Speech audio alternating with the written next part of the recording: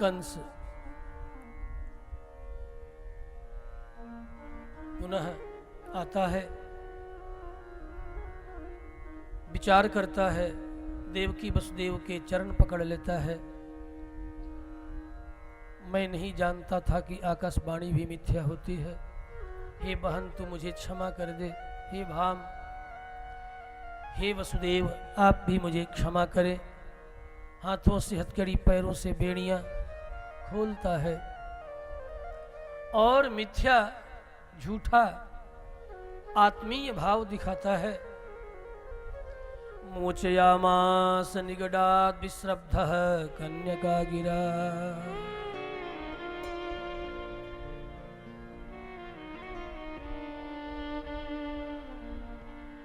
तब तो और इसे अधिक विश्वास हो गया जब कन्या को पकड़ करके सामने के पत्थर पर पटका है। आकाश में छूट गई, 8-8 हाथ प्रकट।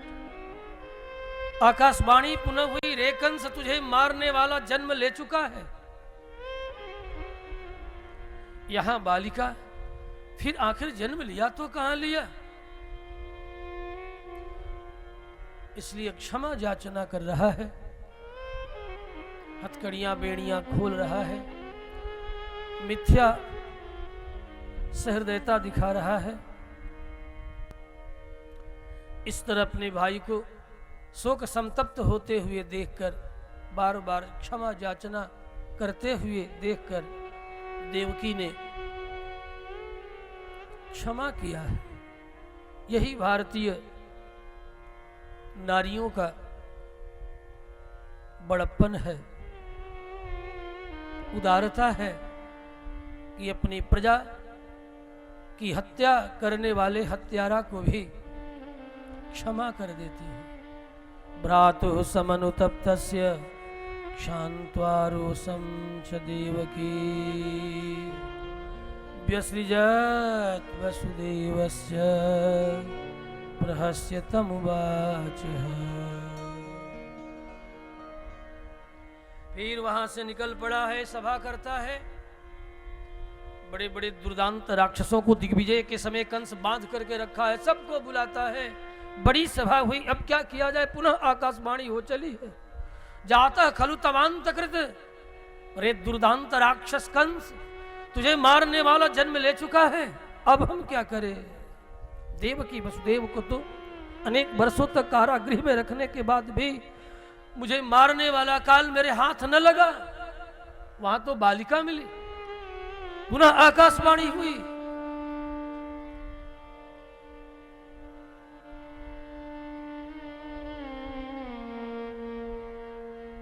बाणासुर, प्रलंबासुर, अनेक असुर इस सभा में विराजमान है, बैठे हैं।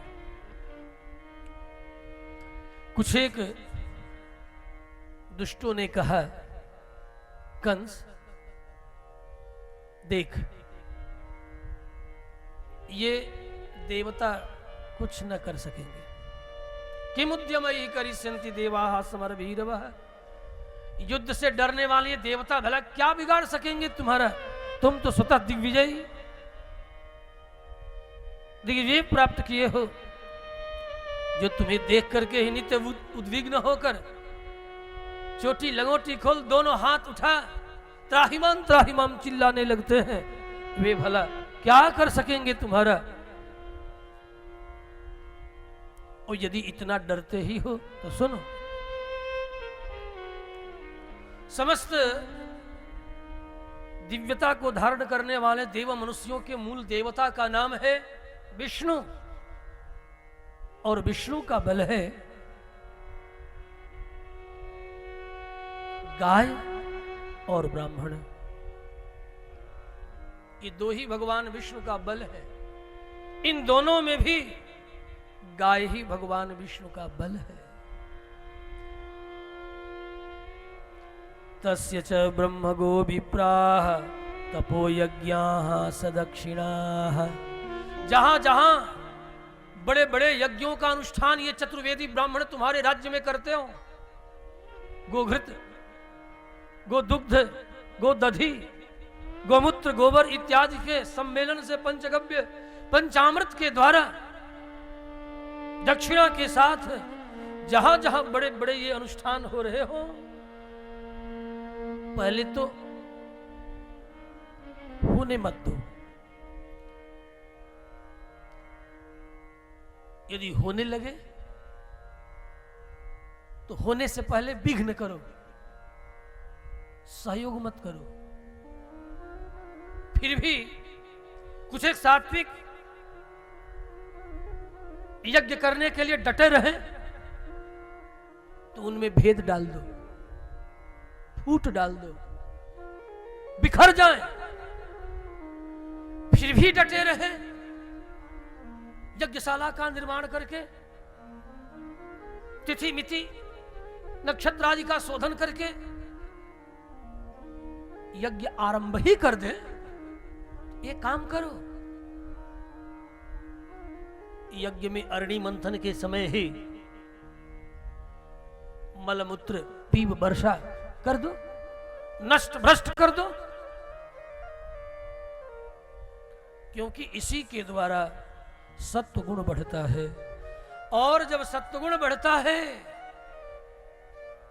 तो भगवान विष्णु का बल बढ़ता है। सारे ब्रह्मांड में जब सत्वगुण बढ़ेगा तो औषधियों का बल बढ़ेगा, समस्त देहधारियों का बल बढ़ेगा। उनके बल बढ़ने से पूरे भूमंडल में धर्म ही धर्म का राज्य होगा। तो धर्म होने मत दो। तस्मात् सर्वात्मना राजन ब्रह्मणान ब्रह्मवादिनः। चोटी और लंगोटी से रहित ये ब्राह्मण कुछ नहीं कर सकेंगे। जिनके सिर पर चोटी है, कमर में लंगोटी, अर्थात जो अपने चरित्र के पक्के हैं,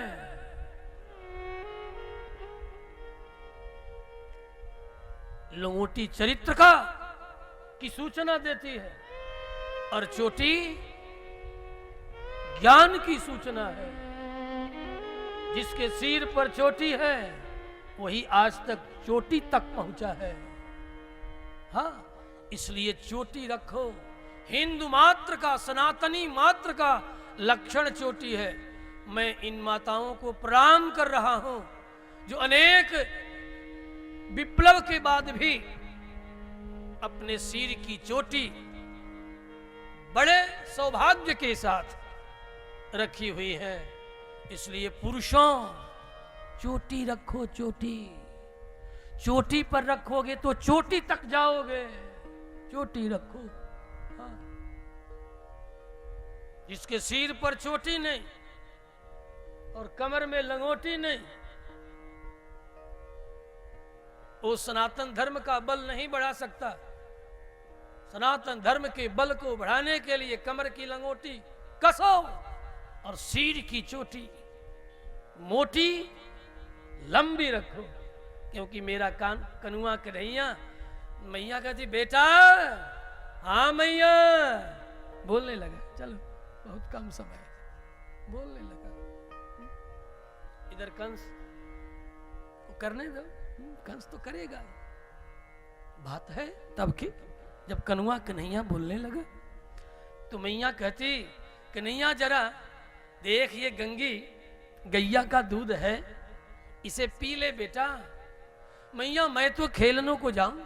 मैया के सामने पहले ही आ जाता और ठुट्टी पकड़ के कहता, मैया ला, मुझे माखन तो खिला, मुझे दूध तो पिला। देख मेरी चोटी अभी बलदाऊ भैया के बराबर नहीं हुई, ला मुझे आज 2-2 कटोरा दूध पिला दे।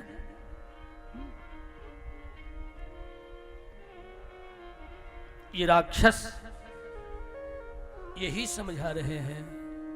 कंस जिनके द्वार पर गैया हो, कोई न कोई ऐसा बहाना बनाओ, कोई न कोई ऐसा नैरेटिव गढ़ो, उनका मन मस्तिष्क बिगड़ जाए और दरवाजे से गैया को हटा करके एनसीसीएन, अमेरिकन डॉग पाल ले, कुत्ता।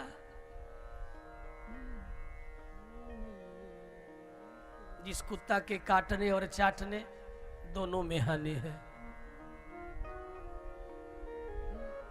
अनेक तरह के हार्मफुल बैक्टीरियाज कुत्ते के अंग प्रत्यंग में सर्वत्र लार से लेकर के रोमकूप पर्यंत अनेक रोगों को उत्पन्न करने वाला है।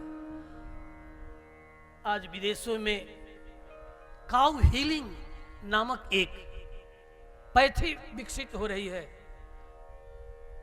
पागलों की संख्या बढ़ रही है गोमांस भक्षण करने के कारण, और उसका समाधान पाश्चात्य देशों में काउ हीलिंग। इट मीन्स मतलब जहां गौशाला है उस गौशाला में 2 घंटे प्रवास के लिए, निवास के लिए 4-4 हजार डॉलर लग रहे हैं विदेशों में। उस गौशाला में 2 घंटा केवल रहने मात्र के लिए 4,000 डॉलर पर 2 घंटा गौशाला के भीतर आपको रहने को मिलेगा। ये वर्तमान समय की स्थिति।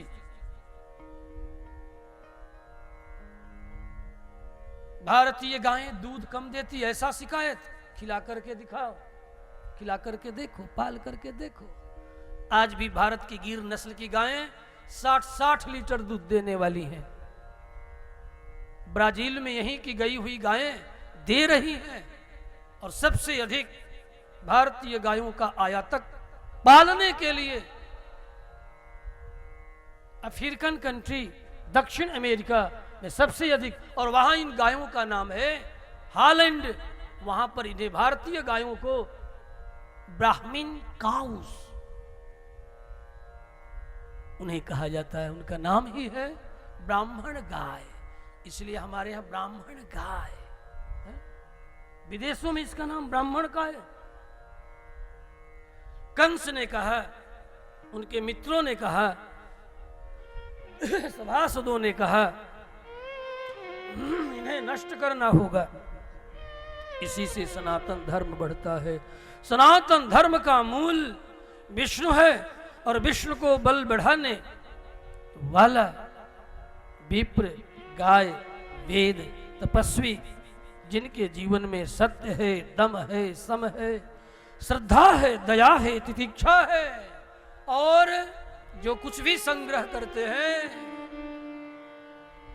यज्ञ में उसे खर्च कर देते हैं। इसी के द्वारा भगवान विष्णु का बल बढ़ता है। ये सब भगवान विष्णु का शरीर है। विप्रागावश्च वेदाश्च तपः सत्यम दमः समः श्रद्धा दया तितिक्षा च कृतवस्य हरिस्तनोः। इस चातुर्मास व्रत व्यास यहां भी लक्ष्मी नारायण महायज्ञ हो रहा है। बस अपने ही मन में अनुभव करना, जो यज्ञ में तुम्हारा साथ दे रहे हैं, जो यज्ञ में तन मन धन से सहयोग कर रहे हैं, वे दैवीय संपत्ति के लोग हैं, देव हृदय के लोग हैं, वे सात्विक लोग हैं, वे भगवान श्री कृष्ण और धर्म के प्रिय हैं, ये धर्म को के बल को बढ़ाने वाले लोग हैं। और जो ऐसा नहीं करते, सोच लेना ये कंस कोई दूर नहीं। एक बार एक भगत के सपने में भगवान आ गए और आकर के कहने लगे, भगवान कृष्ण देखो कलियुग में बड़ा कलह बढ़ गया है। कलियुग में कलह और कल्पना, कलयुग कलह का युग है और कल्पनाओं का युग है। अनर्थक निरर्थक कल्पना, जो है नहीं उसकी भी कल्पना, कल्पना का युग, कलह का युग। तो उस भक्त के स्वप्न में आकर के भगवान कहने लगे कि देखो अब कलयुग में पाप बहुत बढ़ गया है, अब मेरा मन है कि मैं अवतार ले लूं। तो उस भक्त कवि ने, कभी भी था संयोग से, भक्त कवि ने कहा प्रभु सपने में भूल करके भी वर्तमान कलयुग में मत आना। कहा वो क्यों? कहा बड़ा गजब हो रहा है। कहा क्या गजब हो रहा है? कहा प्रभु सुनो, तब तो एक कंस था, एक दुशासन था, जिस दुशासन के अत्याचार अनाचार के लिए आपको वस्त्रावतार धारण करना पड़ा। लेकिन अब इस कलयुग में पूछो मत, दीन दयाल तु मानत नाही, मेरे कहा मान जाइए, दीन दयाल तु मानत नाही, कली युग में तुम का कर यहाँ, लाख दुशासन कंस भरे, द्रौपदियों की लाज कहाँ ले बचे हो। आज चौक चौपाल मार्ग में कहीं भी नारियों की लज्जा शील सुरक्षित नहीं है। कहां कहां अवतार लोगे। लाख दुशासन एक दो होते तो लाख दुशासन कंस भरे, द्रौपदियों की लाज कहाँ ले बचे हो।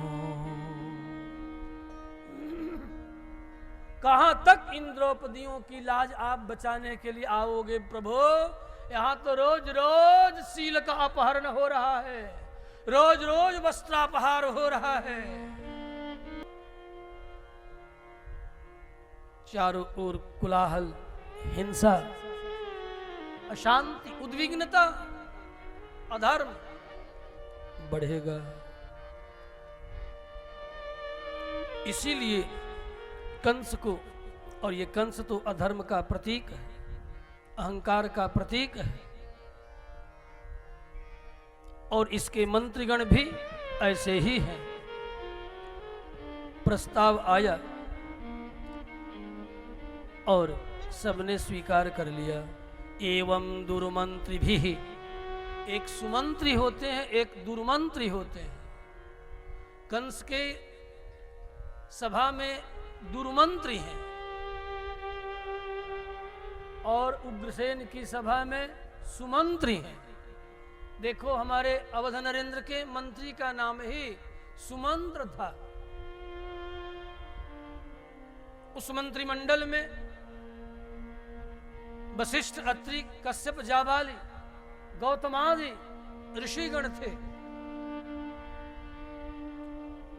जिनके द्वारा धर्म का अनुशासन, जो प्रजा के लिए शांति और व्यवस्था के लिए जरूरी, वह अनुशासन प्राप्त होता था।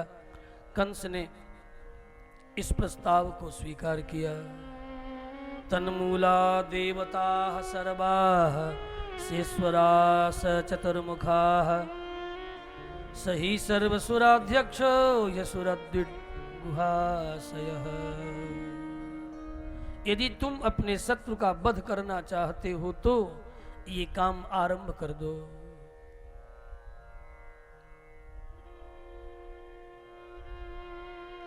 गुरुकुलों को नष्ट करना शुरू करो, अपने आप विप्रों का बल समाप्त हो जाएगा। अस्तु, इन दुष्ट मंत्रियों के सिखाए ब्रह्म हिंसाम हितम मेने, गाय विप्र धर्मज्ञ लोगों की हिंसा में ही अपना हित मानने वाला कंस काल पास में बधा हुआ, रजोगुणी तमोगुणी प्रवृत्तियों से युक्त ये दुष्ट मंत्री और इनके अनुचर, मूढ़ चित्त प्रकृति वाले, इन सबने सज्जनों से, साधु से द्रोह करना आरंभ कर दिया। अब और अधिक,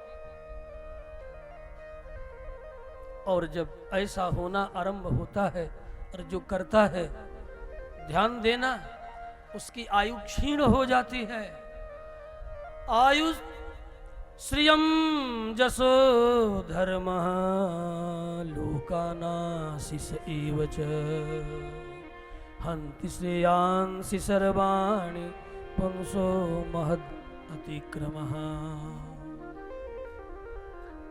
कंस का अत्याचार, अनाचार, पापाचार और चरम पर बढ़ने लगा। भगवान कृष्ण जो पालने पर झूल रहे हैं, अभी हैं पालने पर ही। कंस ने पूतना को बुलाया। तिथि चतुर्दशी, मात्र 6 दिनों के कृष्ण अपने चरणों को पकड़ करके मुख में डाल अंगूठे को और चूस रहे हैं। पालने पर कंस सभा का विसर्जन करके पूतना को बुला करके कहता, अरे मेरी धर्म बहन, एक चक्रा की अधीश्वरी, आरा की रहने वाली, दिग्विजय में तूने मेरा साथ दिया, जा नंद के आंगन में पल रहा, पालने पर झूल रहा, उसे मार करके आ। नंद चतुर्दशी के दिन हर वर्ष कर देने जाया करते थे। कंस को इस वर्ष समय पर न जाकर अब जाने की तैयारी कर रहे हैं, अन्यथा मधुमाधव मास में ही हर वर्ष कर दे दिया करते थे।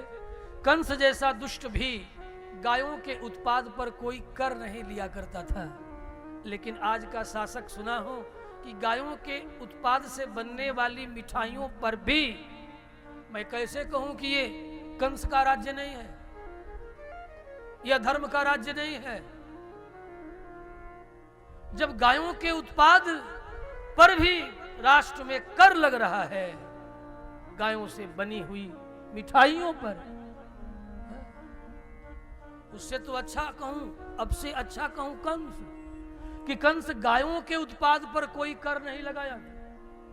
मौज आता तो ये गोपाल सब जाते, कुछ दही दूध मटके का पहुंचा जाते, अन्यथा कोई बलजोरी नहीं थी, कोई बल प्रयोग नहीं था। इसलिए मधुमाधव मास में हर वर्ष जाते। इस वर्ष जसोदा अंतर्वतनी गर्भवती थी, इसलिए नहीं जा सके।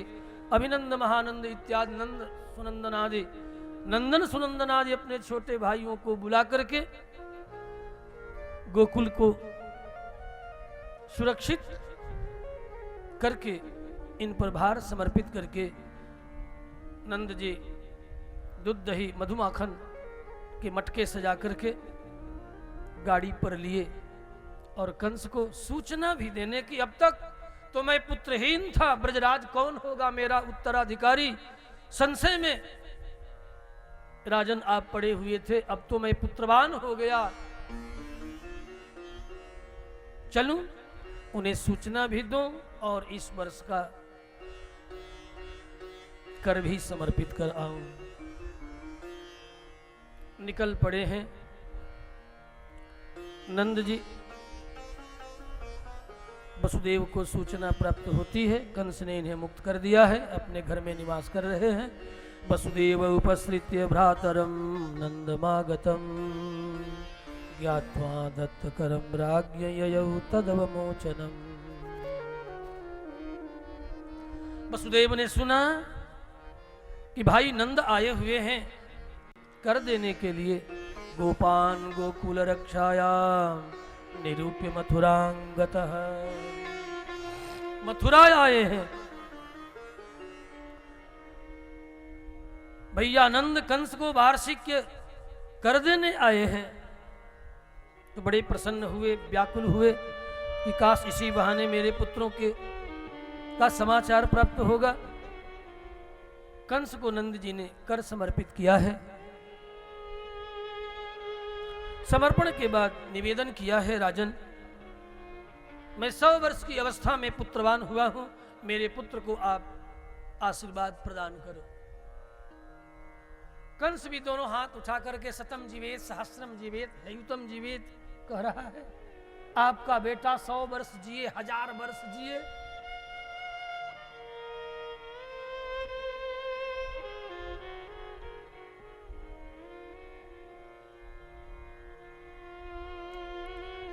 आशीर्वाद प्राप्त करके नंद जी अनेक तरह के मणि माणिक्य भी समर्पित कर रहे हैं। मणियों को देख करके कंस के मन में आया, ये तो गोपाल गाय गोबर करने वाला, इसके घर में इतनी सब मड़ियां कहां से आई। समझ गए नंद जी। नंद ने कहा, राजन, जब से बालकृष्ण का, कनुआ का जब से प्रादुर्भाव जन्म हुआ है ना, तब से पता नहीं कहां से हमारे घर में मड़ियों की बौछार, आंगन में मड़ियों की वर्षा होती है, उसमें से थोड़ा सा लेकर के चला है। अच्छा, अद्भुत। कहां? आकाश से मणियों की वर्षा हो रही है। पहले ओला वर्षा करता था, अब मणियां बरसती है। आप कहोगे तो और लेकर के आऊंगा, तो अवश्य। बड़ा आश्चर्य हुआ कंस को और विश्वास भी हो गया, लगता है मेरा काल इन्हीं के आंगन में पल रहा है। तभी पूतना को बुलाया और कंस ने कहा, जाओ, चली जाओ, बिना मारे मत लौट के आना।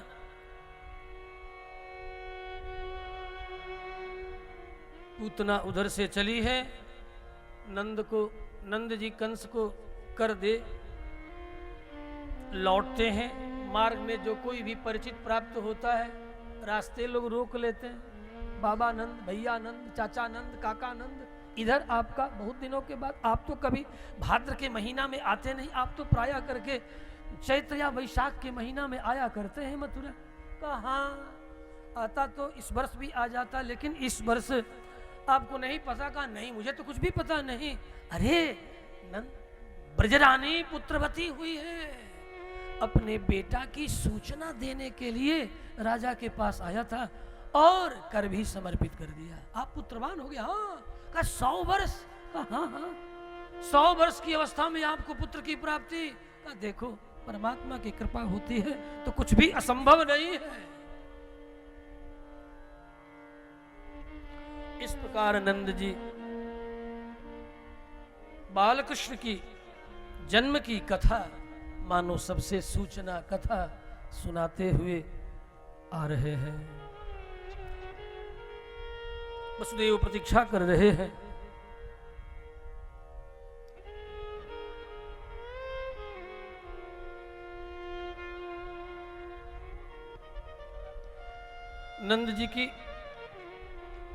नंद जी इधर ही डगमगपग चले आ रहे हैं। वसुदेव द्वार पर खड़े हैं। कोई तो कहता कि नंद इधर आ रहे हैं। इतने में देखा है नंद के आते हुए दर्शन, दौड़ पड़े हैं। दोनों परस्पर एक दूसरे से मिलते हैं। दोनों की आंखें झरझर झरझर झरने लगी। अनेक वर्षों के बाद मिलना हुआ है। नैकत्र प्रिय संवास है, सुहृदाम पुण्य कर्मणा ओघेन विह्यमानानां प्लवानां स्रोतसो यथा।